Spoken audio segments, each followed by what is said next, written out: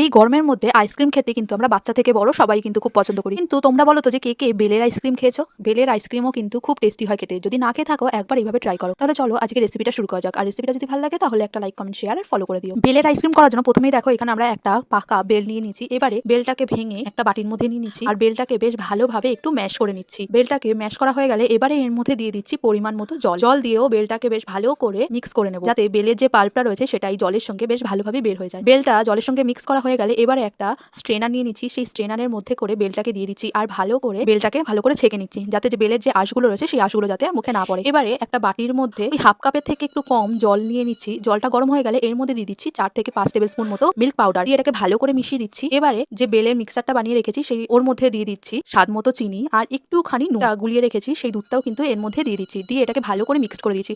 আমরা এখানে milk powder use করছি, তোমরা কিন্তু চাইলে গরুর দুধ বা প্যাকেটের দুধও কিন্তু ইউজ করতে পারো। আইসক্রিমের মোল্ড নিয়ে নিচ্ছি। সেই আইসক্রিমের মোল্ডের মধ্যে বেলের মিক্সচারটা এর মধ্যে দিয়ে দিচ্ছি, ঢাকনা দিয়ে বন্ধ করে দিচ্ছি। তোমাদের কাছে যদি এরকম ঢাকনা না থাকে তাহলে যে আইসক্রিমে যে কাঠিগুলো পাওয়া যায় সেগুলোও কিন্তু তোমরা ইউজ করতে পারো। দিয়ে এটাকে 6 থেকে 7 ঘন্টার মতো ফ্রিজের মধ্যে রেখে দিচ্ছি ভালোভাবে সেট হওয়ার জন্য। দেখো 7 ঘন্টা পরে কিন্তু আমাদের বেলের আইসক্রিমটা খুব ভালোভাবে সেট হয়ে গেছে। আর দেখো মোল্ড থেকে কত ইজি ভাবে উঠে আসছে। আমাদের সবকটা আইসক্রিমই কিন্তু এইভাবে খুব সহজেই উঠে আসছে, একটুও কিন্তু ভেঙে যায়নি। তাহলে দেখলে তো কত ইজি উপায়ে তোমরা বেলের আইসক্রিম বাড়িতেই তৈরি করতে পারো। তোমরা কিন্তু একবার অবশ্যই ট্রাই করো। তাহলে বলো আজকে রেসিপিটা কেমন লাগলো? ভালো লাগলে একটা লাইক, কমেন্ট, শেয়ার আর ফলো করে দিও। দেখাবে অন্য একটা ভিডিওতে।